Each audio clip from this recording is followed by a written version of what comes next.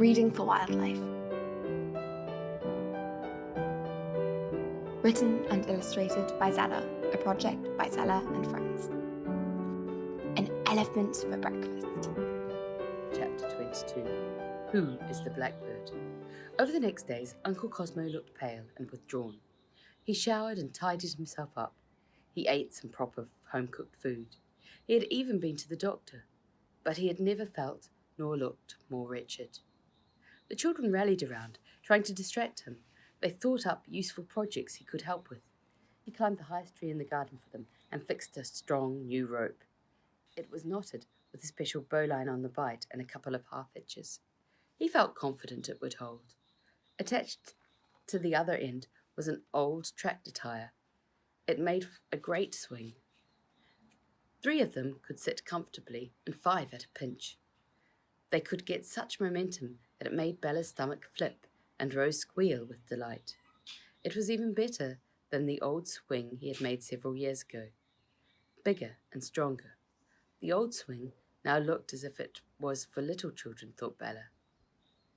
Even though Uncle Cosmo was helpful and involved, he often looked sad. Rose knew that he was thinking of Josephine. He seemed utterly heartbroken. Uncle Cosmo could not even contemplate that she could be capable of such cruelty to elephants.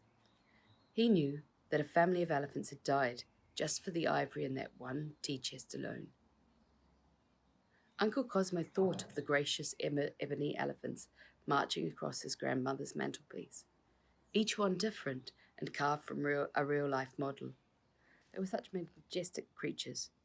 On his adventures, a family of elephants was one of his favourite things to see. Rose overheard her parents and Uncle Cosmo speaking about it.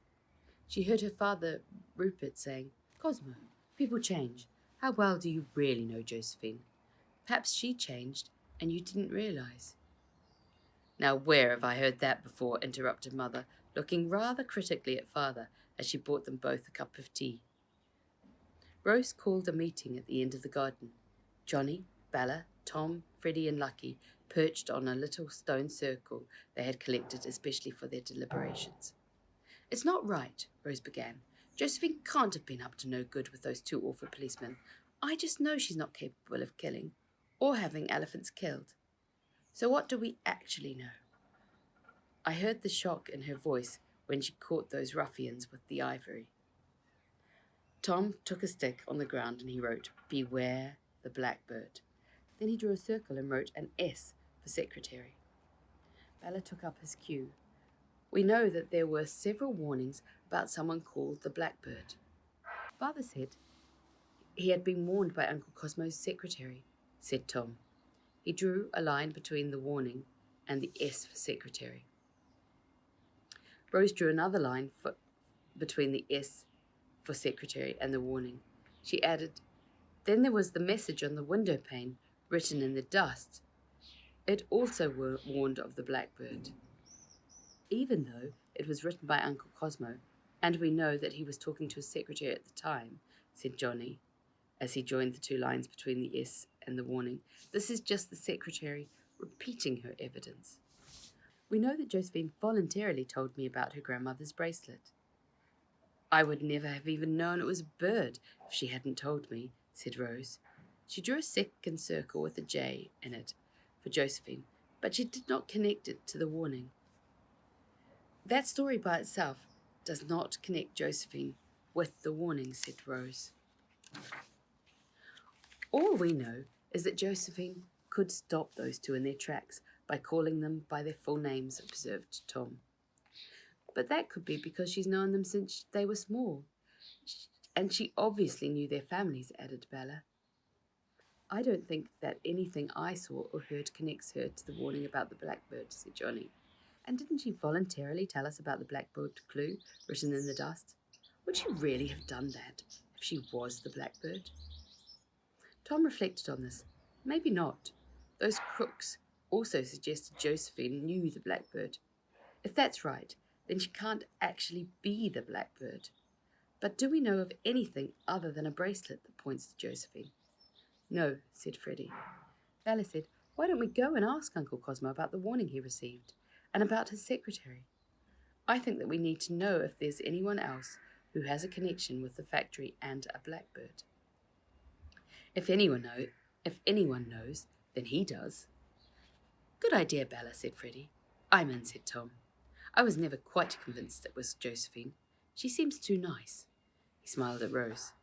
She is kind and thoughtful. I could just tell.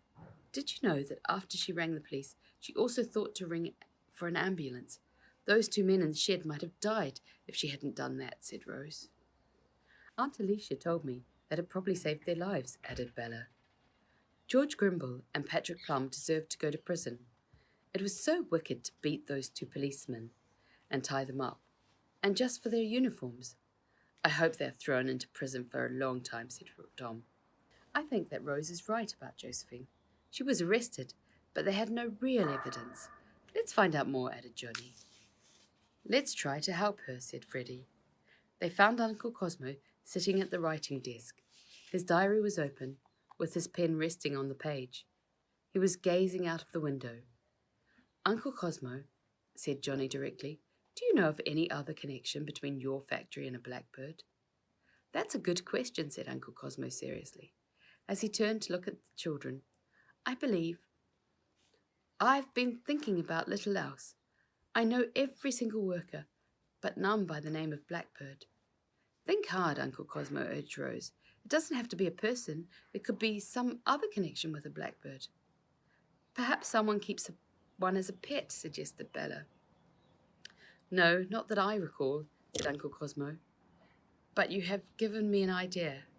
My secretary Doris does have a wealthy uncle, Sir Reginald Ashurst. He travels in style with no expense spared. He happily spends money on himself without a thought for the poor in Africa. I don't like him.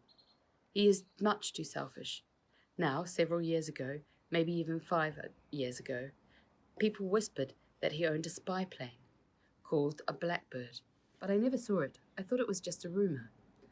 There were only ever a handful of Blackbird spy planes built, and a number of those were supposed to have been lost in accidents. They were never available commercially, but were stealth planes used by the military. It would be an impossible plane to own. You know, it doesn't even have a door. You need to employ a mechanic to bolt you out inside. No, I find it very unlikely. But her uncle was a very remote figure, and no one could ever have been close enough to him to find out. He gazed out of the window and appeared to be concentrating intently on something in the sky. Even his niece? Asked Tom quietly. Uncle Cosmo seemed lost in thought, and did not appear to have heard Tom. When Uncle Cosmo turned his attention back to the children, he said only, I need to think. Perhaps I'll call Doris. He then ambled down the garden to lie in the tire swing and think about it. Here is how you can help. Share the story. Adopt an animal. Visit when you can. Educate yourself. Donate to a conservation charity.